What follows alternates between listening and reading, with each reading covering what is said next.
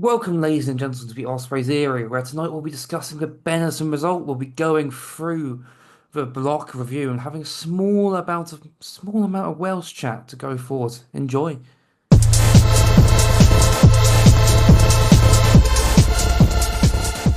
Enjoy. Good evening, ladies and gents. This is the Ospreys Eyrie. I'm joined by Josh and Nick. How are you boys doing? Good, great, thank you. Very well, thank you. Good. I think it's a very nice evening to be down there, to be honest. It's a good result on the weekend. Can't complain. Bit of happy vibes all around. Let's start off with some news. Big news, which is quite encouraging to see. Dewey Lake has re-signed for a couple of years. What do we think of that, Nick? Brilliant. You've got two probably world-class players that Wales possibly got, and they both play for Ospreylians, and they both signed up. They've both spoken about the positivity and the quality of the squad, and they're very excited, like we all, are, about going to St Helens and building up our crowds again, which I'm sure will happen when we get there. It's encouraging to say the least. It's nice to see that both of the built different brothers are here to say it's a nice little thing to add. Furthermore, in news, Ben Warren has been called up to the Wales squad as their third tight head after Will Griffiths-John's injury, which is obviously quite big for him. Any thoughts, Josh? Yeah, brilliant news for Ben. Really well deserved. From a selfish standpoint, it probably leaves us a little bit short at tight head, especially with Reece Henry out. We'll be relying quite heavily on Tom Bofa. But yeah, great news for Ben. I think he's he's definitely one of our props for the future. We've got quite a few coming through, and he's sort of he feels like a bit like the next cab off the rank kind of thing. Um, Obviously works quite closely with Duncan Jones. Be nice to see him working with Adam Jones as well, working on the scrummager. He's really dynamic, really strong around the park. So yeah, it's really good that he should get some time in the World Cup.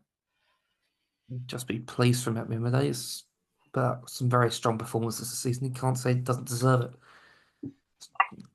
Bit of sense, really. I don't think there's anything else for news, particularly. We have no real updates on any injuries. I think the only new one would be Lewis Lloyd, and haven't heard anything yet due to it being a off week, which is annoying.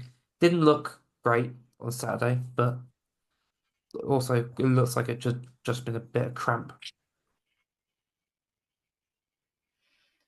Let's move on to the Benetton game then, which I think is a performance of an era, you could say. It feels very defining, no, Josh?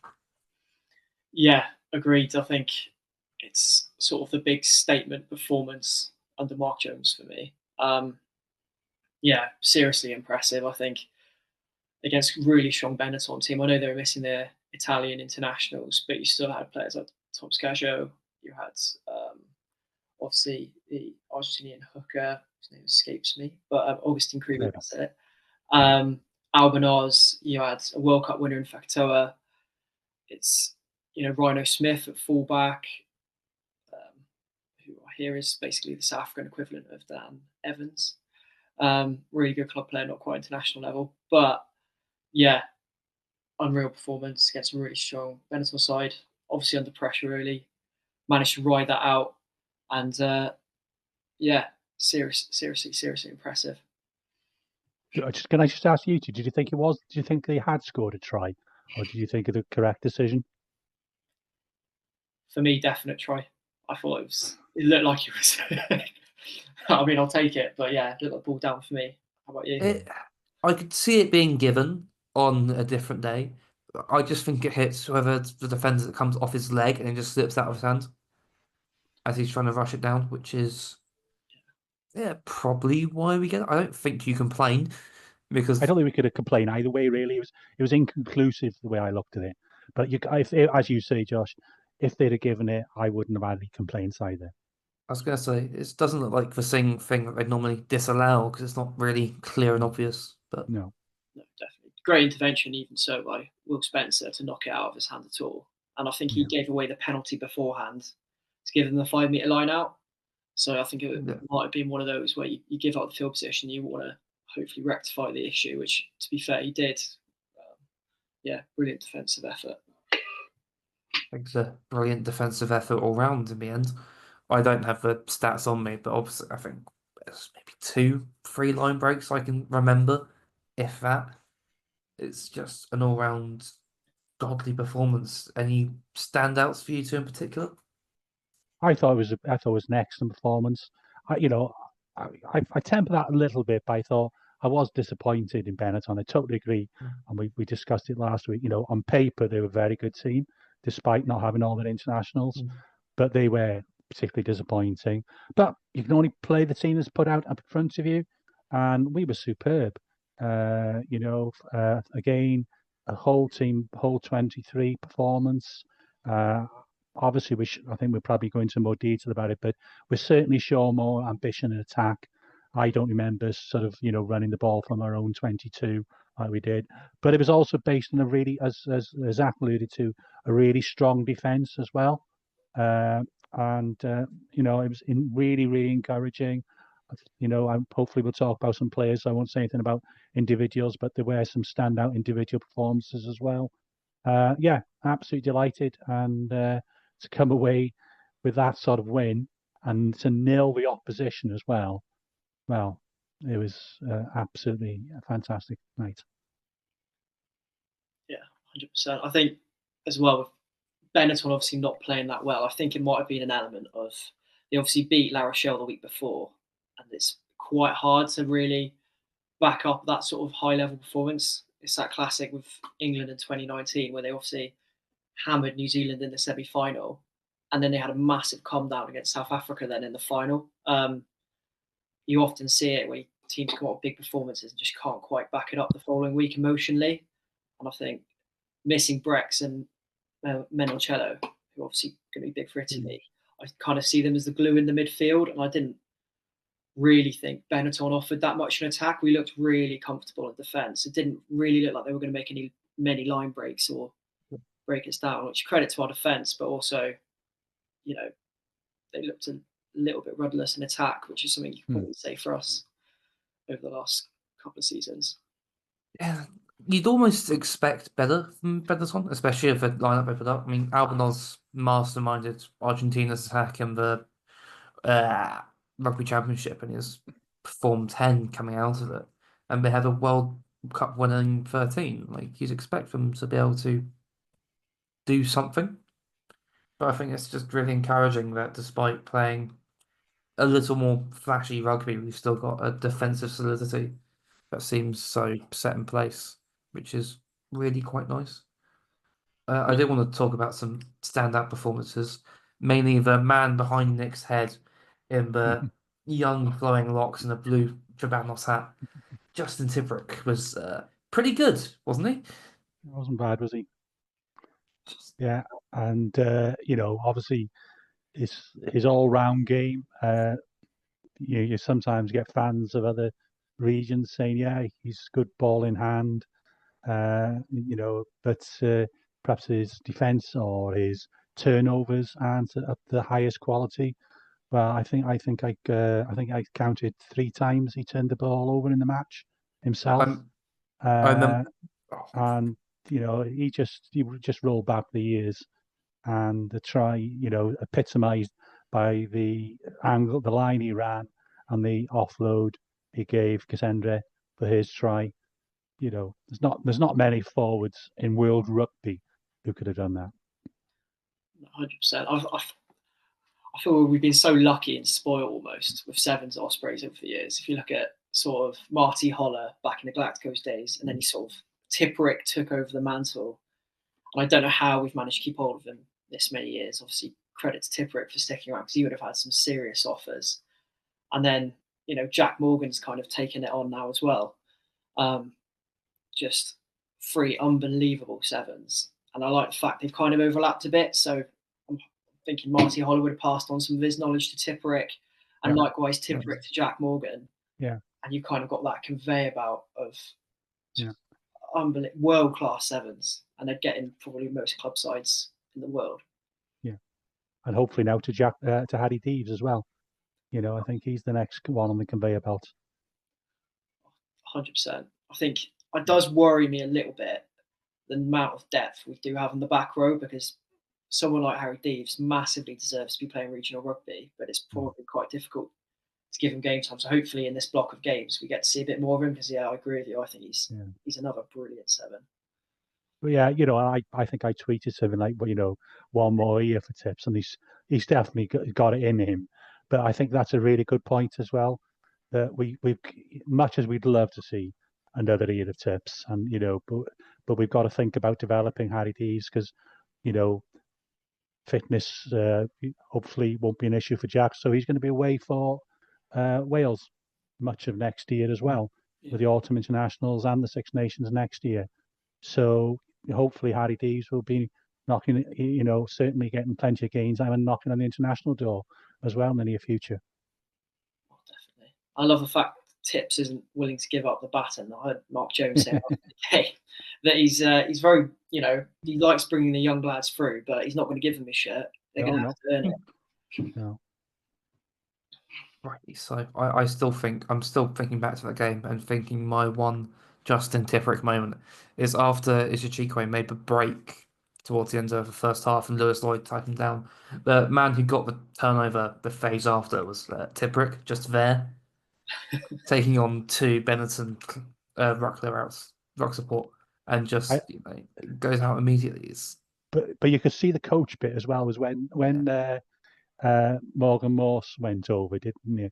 There was a little bit with Rhino Smith at the rafters. I think it was Tom Florence actually who started it. I think he gave Rhino Smith, but obviously, Tips was there. No, calm down, boys, calm down. Let's get on with the game now. It's gonna miss him when he's gone. Oh, we are definitely gonna miss him.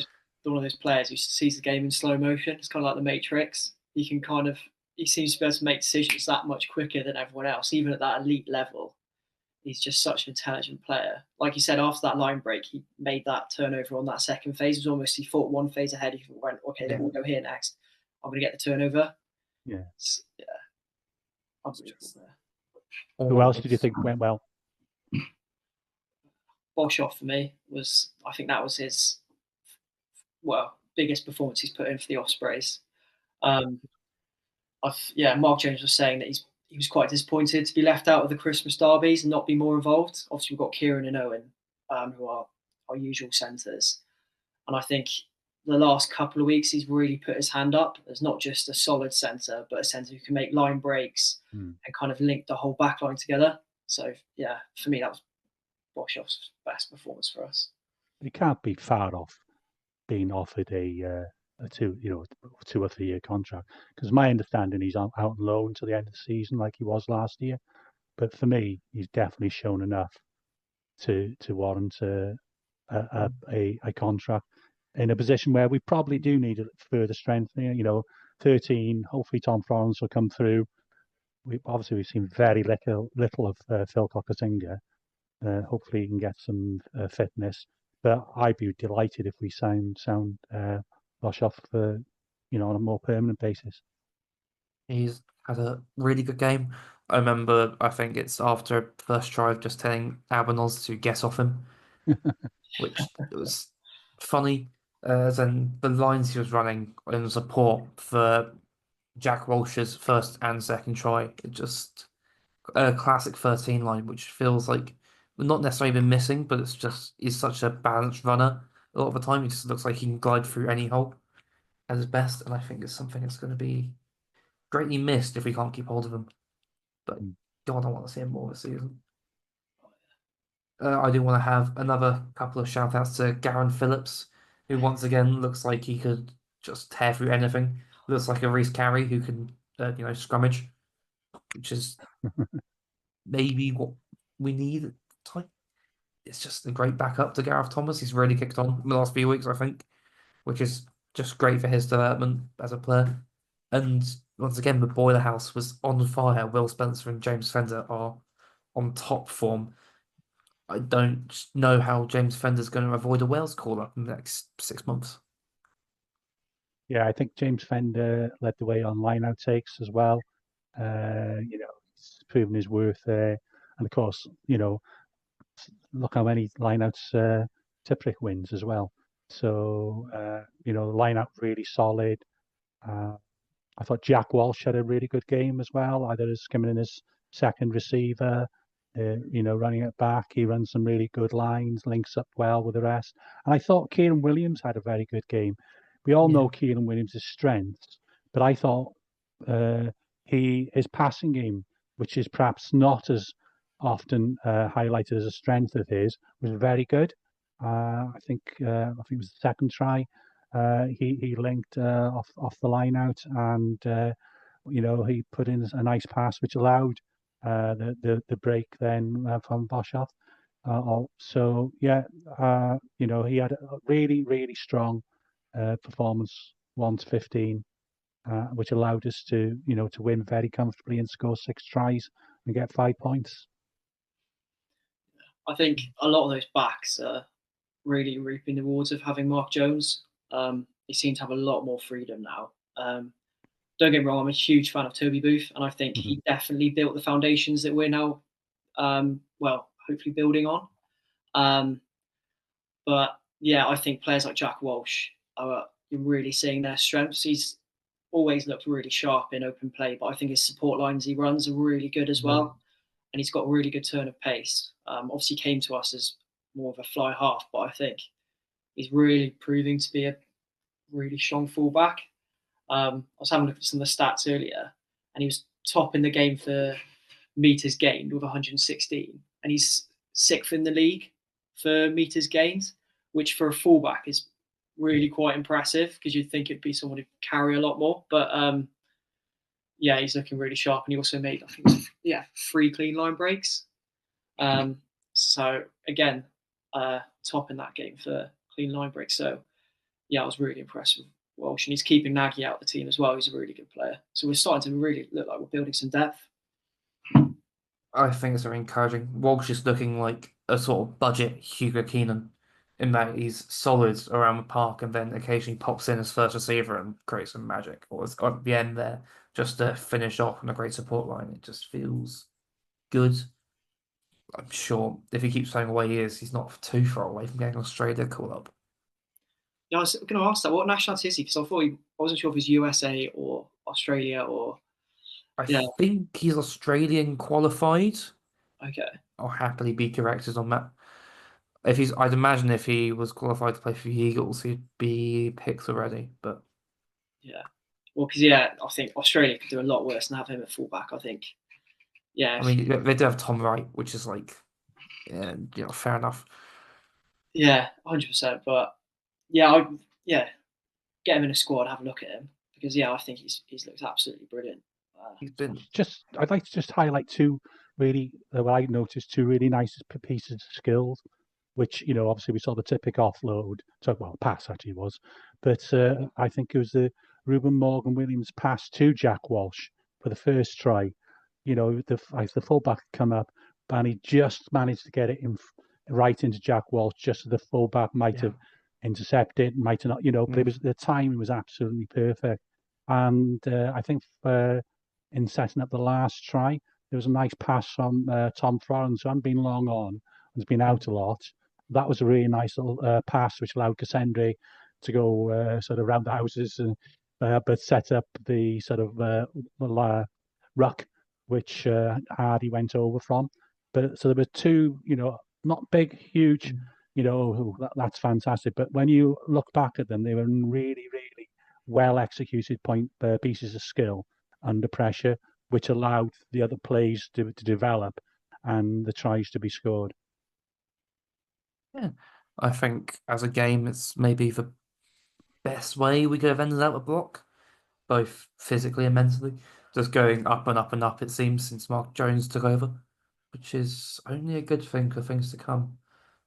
Let's move on then, and let's have a look at some of the community games went on, because there are some fairly quite good games, to be honest, that going on. I mean, I watched Bridgend versus Newport, highlights mine, and that seemed like a real grindy affair that was ruined by the weather.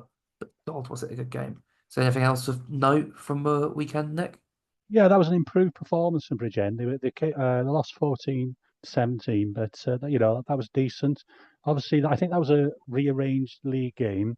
There was the Super Rugby Cymru trophies on as well, and there was a real humdinger up here in North Wales. Rugby Gogledd Cymru came out eventually 54-42 winners over Aberafan. And Swansea, actually, for me, probably had the best away results this season. They lost, but only 32-31 up at Pontypool Park. So, that was great. Just going through some of the other community games. Morriston beat Llanharan 34-14. Wynadlwydd and Cefnig Hill played out a draw, 18-all. Kidwelly and Pontedilais played out a draw, 28-all. Tenby United had a big win over, must be Wynadlwydd. I think that'd probably be Wynadlwydd seconds, that would be. Locha lost at home to Larne. Falls Bay down on the Gower lost to New Dock Stars 41-33. In the West Central, Birchgrove lost at home to Swansea Uplands, and they seem to be having a good season. Morriston 13, Bilthwells 19, Skewin 33, Nantyfyllon 20, Fardre 11, Bridgend Athletic 17, Ystrad Gunlais 35, Aberafan Green Stars 10. In the Central 2, Aberafan Quins 26, Bryn Aman 16, Mumbles 13, Bryn Cethyn 19, Porthcawl 12, Hoyler Crew 31, Resolven 28, Pencoed 52. Bridgend Sports, now this is in West Central Division 3. Bridgend Sports 0, Baglan 62, comprehensive win for Baglan. Carmarthen 27, Bryn Cork 29, a close one. Cefn Cribwr 18, Tonna 22, Tom Mawr 14, and South Gower 21. So a good away win for them. Cynan 21, Britain Ferry 14, Gleis 27, Cwm Gors 23, Maesteg 26, Rigos 22, Pontrhydd Afen 26, Pontardawe 29. So close game there, good away win from Pontardawe. Dunvant 18, Cefnig Hill 16. Unfortunately, there was a tragedy in Llanelli Wanderers. I think a member of the team unfortunately passed away. So condolences obviously them. So obviously their game against Gorsena was postponed. Maesteg Quaidens 13, Glynny 35, Tartar Steel 32, Gowerton 28, Trebanos 23, Tondi 12, Crosskeys 30, Neath 14, and finally in West Central 5, Cwmllanell 15, Glencorwg 15, another draw. Cwmtorch 29, Taibach 16, Pile 10, and Dunmont Athletic 48. So those are the results that I've been able to find anyway. If anybody'd like to send in any results to us, we'd be more than delighted to read something out. But those are the community games played in Australia over the weekend. That's just thank you, Nick. Some quite good games there, and if you can get out during the next few weeks, even if Six Nations on, try and make it down. Try and watch some of these. At the end of the day, we want to get people out watching games, try and support your local club, if nothing else. I think let's move on and have a little look back at the block in general. A block starting with a unfortunate away loss to Zebra, and obviously ending with our home win against Benetton, which feels on in theme. But how do we feel about it in general, gents? Good, bad, room for improvement, big Well, change in the there was middle. certainly room to improvement after the first, obviously we know perhaps one of the outcome of the first two of the first three games resulted in some changes. in the structure of the club. And there was both results really were very disappointing. And when we think of our league position, fantastic block of games since January, in particular, since the Scarlet game actually, fantastic set of results. But if we'd have won that game, which we should have done, even the way we played out in Zebra, we would probably be still after the weekend results, still in the top 8. I think the points we didn't take in Zebra, let's hope we can recover from, but might come back and bite us by the end of the season. That in particular, I know we were poor in Montpellier, but Montpellier's results overall in the Challenge Cup have been strong. But I think that result in particular was disappointing. But since, since turning around against the Scarlets, we should have won as well on New Year's Day, even with James Fender being sent off. But since then, not only have the results been great and the points collected and going through, but what's really impressed me is the way we played with a little bit more ambition, more confidence, and you can see that growing, and that culminated for me in our performance, which we've already talked about against Benetton. It was almost sort of leading to that, and has finished off the block. And I think quite a lot of the boys have gone off for a week in the sun and a well-deserved break before we start again with what will be a couple of games next, which will be a real test for us. We've got Leinster at home, I think, on Valentine's evening, which will, even with all their Irish players, we know how much money and strength and squad they've got. And then we go up to Glasgow, I think, on March the 1st. So those two games, certainly league-wise, I think will probably be a real test. But I'm sure we'll go into more depth about those games in a future programme.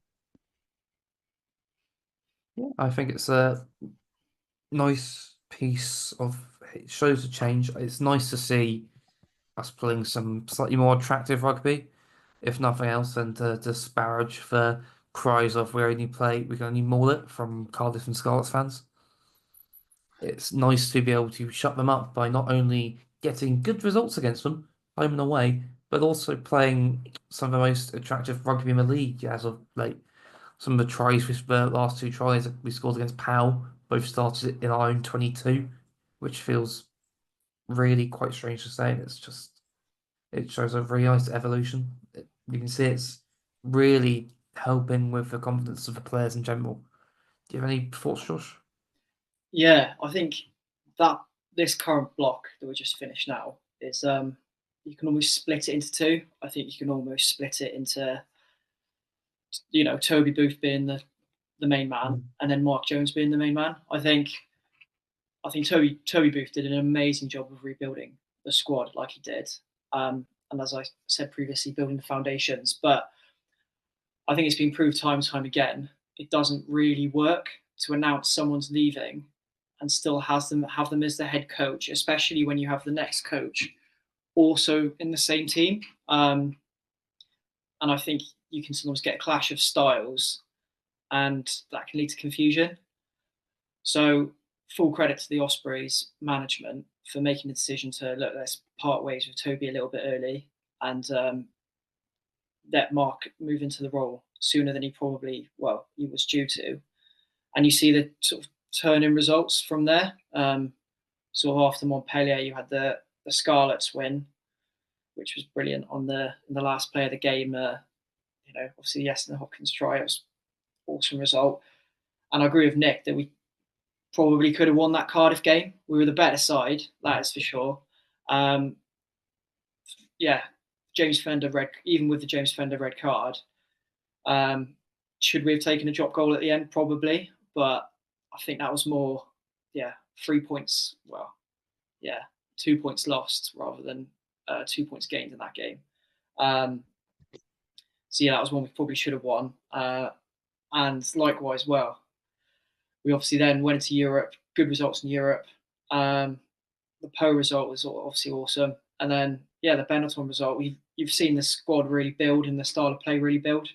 I think that should hopefully bode well going into the Leinster game, where with the number of players they've got missing, we should potentially have more team cohesion, you'd imagine. Obviously, Leinster are never going to be easy. But yeah, I think if you'd offered me this after the Montpellier defeat that would be in the position we are now, I think I'd have bitten your hand off with a home last 16 home quarter final to come, and in a good place to make the playoffs in the league. I think I'd have definitely taken that. So yes, it's looking very positive going forward. I was looking at some stats on how many tries we scored in the URC, but I've also added what I think we'll actually level on the amount of tries with the Scarlets on 26 tries so far in the URC. But when we put in our tries from our 4 Challenge Cup tries, we're up to I think 42 tries this season, way ahead of the Scarlets. So yeah, all in all, could be better, but a very solid position to be as in both the cup and the league. We just need to kick on now after in this next block of matches, which will make or break our season, really, won't they? It's time to kick on. Indeed, I think we have a good chance, mind you, going into these next few games. I don't know why, but Leinster at home feels winnable. And that's with Geordie Barrett and RJ Snyman playing some very, very good rugby. Talking about very good players, who do you guys think is your player off the block that we've just gone through? The one player that's maybe defined it, in yours two's opinions? Well, when I played was a forward, so I'm gonna pick a forward. I really like James Fender. I've got a lot of time for him. Obviously, Morgan Morse is going to be a superstar. But I'm going to go for Will Spencer because he's done everything he said on the tin and more. He's been a nasty, gnarly second row, a big lump, but also got really, really subtle hands, good hands as well. So yeah, I'm going to go for Will Spencer. And I must admit, when I heard Beard was injured, I heard rumours we were going to bring somebody in. And I thought, oh, okay, who's going to be available this middle of the season and so on. And I'd sort of heard of him, but not much. I didn't really jump out to me. Said, oh, but he's been absolutely superb. He seems to get on well with the other boys as well in the squad. Yeah, so I'm going to go for Will Spencer. Josh, you got any other names to add? Yeah, I definitely agree with those ones. But as a back, I'll give some more alternative options as well. Ruben Morgan Williams, I thought, has been incredible. Awesome. So unlucky not to be in the Wales squad. I think he should be in the Wales squad on form. So yeah, I think he's been superb. I think he's controlled the game really well and built a really good partnership with the other player. I'd say he's been awesome this quarter. Obviously, didn't play in our last game because he's with the Wales squad, but Dan Edwards, as a 10, I think he's learning to control the game really well. And it's hard to think of the words for it, but he's just so confident. He seems so assured. He seems like he's kind of made for this level. Nothing phases him. And yeah, a very cool head on young shoulders. And I heard Dan Bigger mention that, sort of bring up his name and say, look, I think this guy could be the next Welsh 10, which I do agree with. I hope he gets some game time in the Six Nations, but more than that, I hope he stays fit and is raring to go after the Six Nations when we go into the next block of URC games in Europe. What about you, Zach? And Zach, can I just say, he hasn't played enough games. You can't pick Rhys Henry. I wasn't going to pick Rhys Henry. I was going to go for the very child Postman Dan. Dan Cassende has been really solid since coming into the team and just looks like he wants it a lot. But stand out against Poe.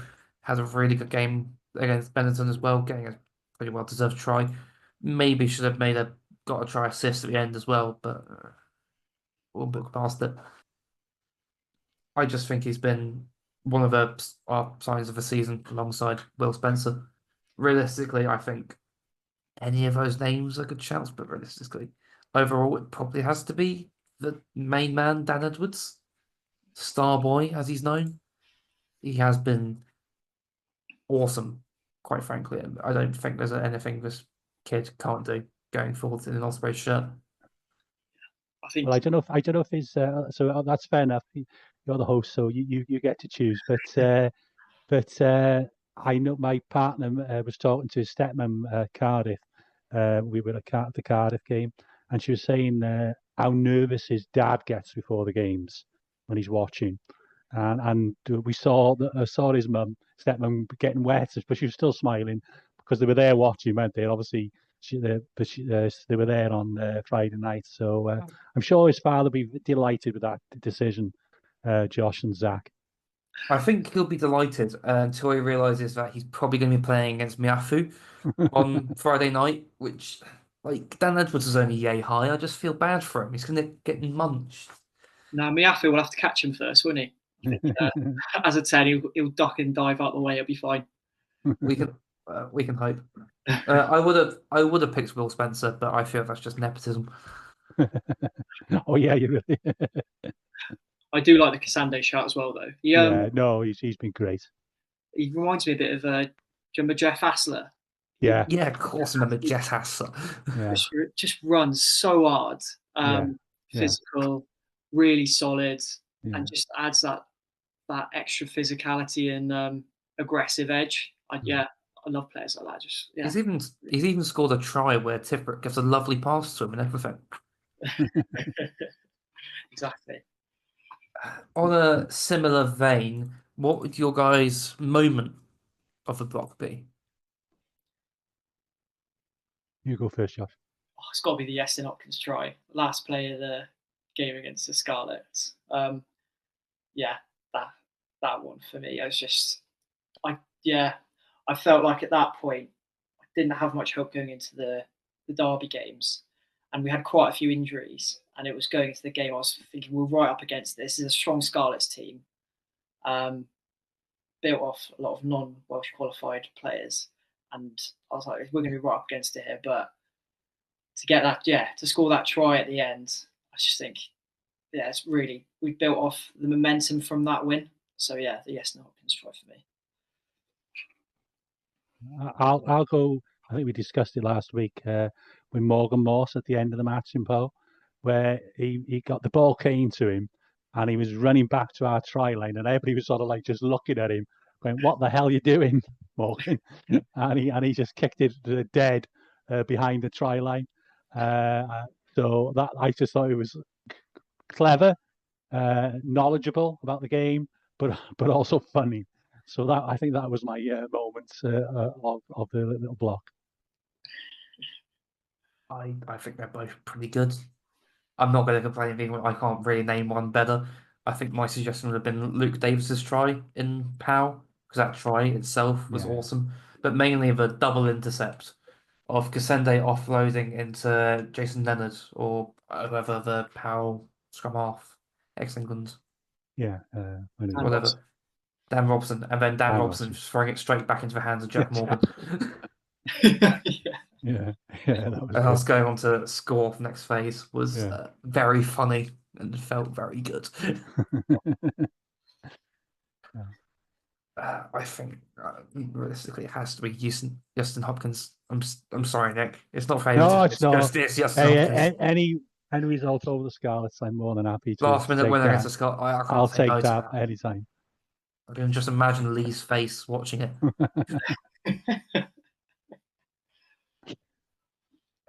I think that's a block very thoroughly summarised. Might have maybe during the off weeks coming up, we can have looked through some of the stats of the block more in detail, compared where we were between this year and last year. But until then, let's have a quick look and have a little chat about the Wales squad and what we think we think is going to happen this Friday night. And can someone tell me it's not just going to be like pain and misery? Well, I oscillate between pain and misery and us losing a good game, given being going back to being difficult to beat, scoring a couple of good tries. So if you catch me 1 minute, I think we're going to lose by about 10, 12 points. If you catch me another time, we're going to lose by about 24, 25 points. So it's hopefully it'll be perhaps somewhere in between.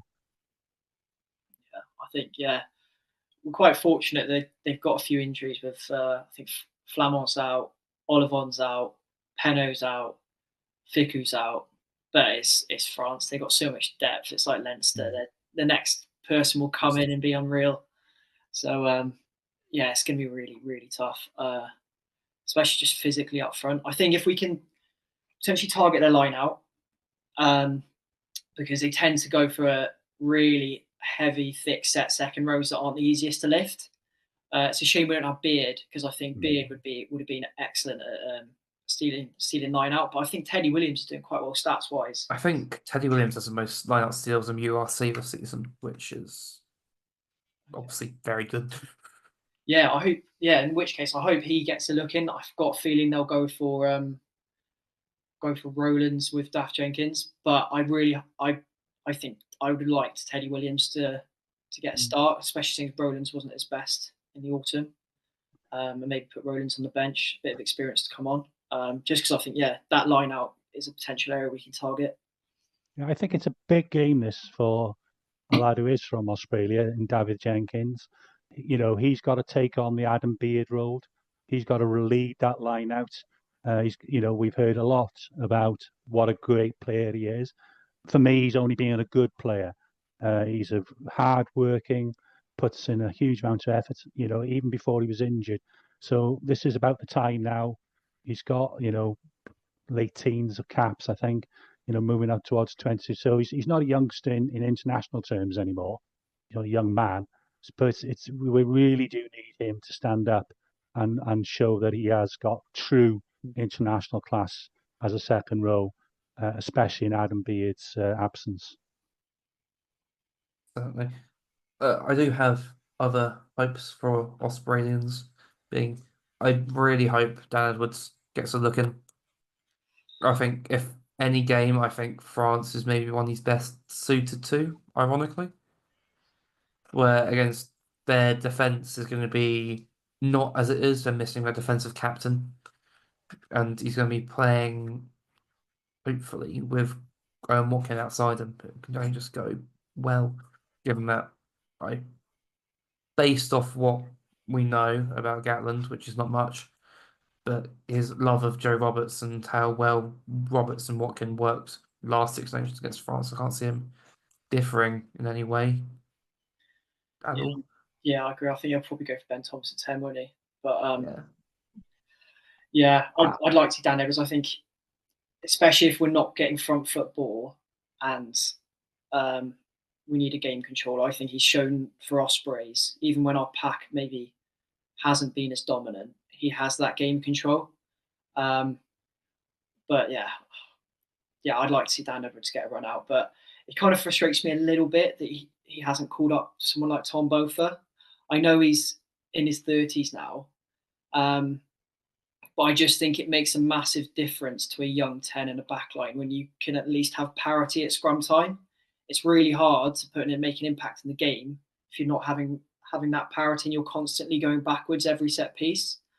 I love the fact Ben Warren's in there, but realistically, I don't think Gatland's going to necessarily play him. So I would have liked to see Tom Botha just to solidify our scrum and at least give our backs a little bit of set piece ball to work with. But it is what it is with Gatland. He won't do this, but if it was me, I think I'd put a 6-2 split on the bench as well. I put Ben Thomas because his versatility on the bench.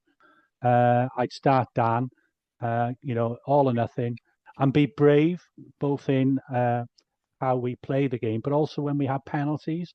We're not going to win the game like we might have done 10 years ago with Halfpenny or Bigger kicking 5 penalties. The only way we're going to win this game is by scoring 3 or 4 tries, and even then it might not be enough. So if we get penalties, I think we've got to put some trust in our line out throwers, in our line out, kick to the corners, and run set moves, or if we're close enough, maybe maul it over from there. Depends how far we are. But we've got to be brave. There's no point of trying to win the game by 4 penalties. It's not going to happen. We're going to lose. So we've got to have some. And for me, Dan, he might miss the odd one, but his distance off penalties is excellent off the boot. And of course, he is a really good kicker as well. But as I say, for me, it's go for the 5 within reason. Yeah, I mean, we've got Sam Parry certified mall merchant in the squad. We might as well make use of him and give him a try game. Yeah. And I think Sam Parry will be a good. I hope they do pick Sam. I do expect Elliot D because of experience to start on too. But I really hope Sam Parry gets the bench position, because him coming on, as you said, for 10, 15 minutes to go, 20 minutes, I think he'd do a really good job. He would strengthen the scrum, and certainly his throwing into lineouts is very, very good. So I do hope he gets a cap via the bench. I think it's just great to see him. I'd hope to see him off the bench, just to add that bit of experience coming off it. Evan Lloyd is a great prospect, but he's also Evan Lloyd, and he looks about 12.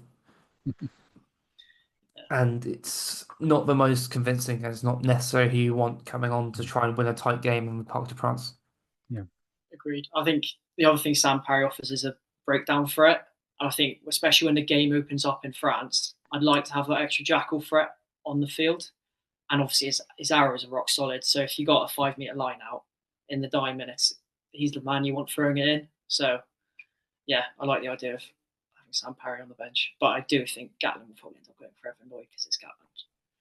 Where would you like to see, take it that if Owen Watkin does play, would you like to see him at 12 or 13? Which would you prefer if he's selected? 12. Really? I think he's 12. I don't think he quite has a pace for an international 13. I think he's got the defensive reason, he can read it all, but he's just a little susceptible to getting beat on the outside. Maybe when he first broke into the Wales team, he was comfortably fine, but he's just lost a little bit. Or maybe the game's just sped up around him.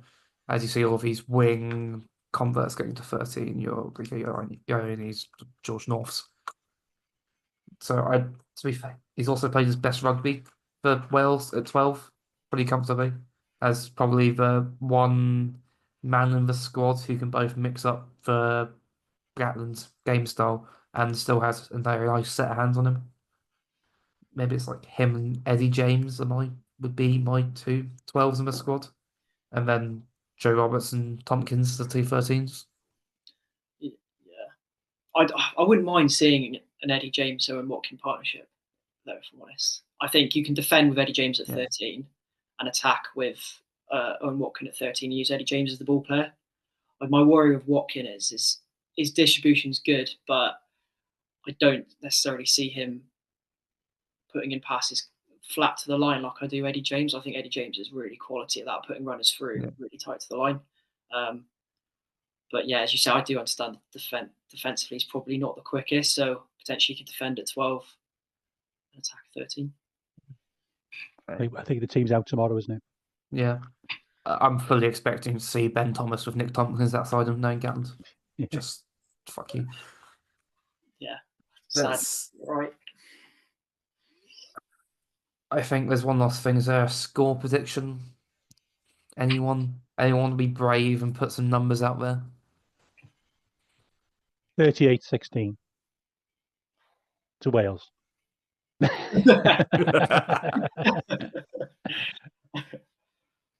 No, France, unfortunately. Yeah, I'd say 35-10. I don't think I'm quite as pessimistic, because I'm going to go 27-21. Well, I'd take that. I was going to say, I don't want to be completely pessimistic. I still think we're going to lose, but I think it's going to be closer than what people think. France always start off slow in the Six Nations anyway, or have done for quite a while. There's no bonus point in the Six Nations coming within 7, is it? Is there one? There is, yeah. There is. All right, okay. I know. Oh, right. Oh, yeah. Well, yeah. Bonus points loss. I'd settle for that. Yeah, I'll definitely. And like we were doing in the week, what's the one outstanding or crazy moment that's going to happen in the game that's not going to involve Antoine Dupont?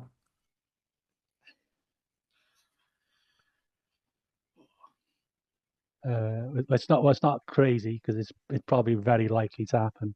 Liam Williams is going to pick a fight with somebody. The wide arm were massive. Yeah. Happen.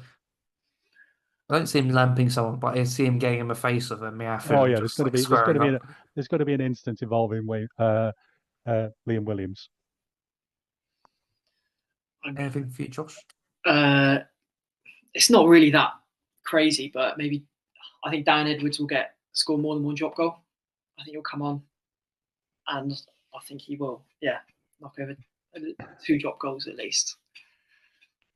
Yeah, you know what? I could see that. I really could see that. I personally just see a French prop lamping someone.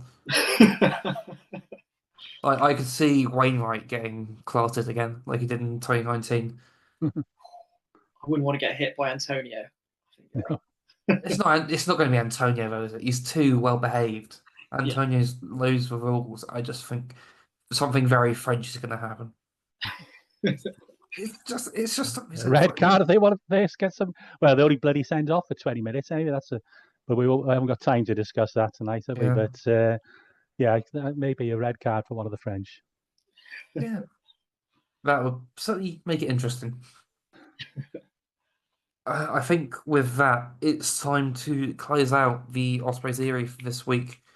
Going into next week, I think we'll probably have a chat during the Six Nations break about some stats comparing where we are this year compared to last year and whatnot. We'll try and get some interviews as well with either former players or Osprey staff. Yet none of got some in the plans which are quite exciting, hopefully, for our regular listeners. But until then, we will love you and leave you. Have a good night, everyone. Good night. I'll start.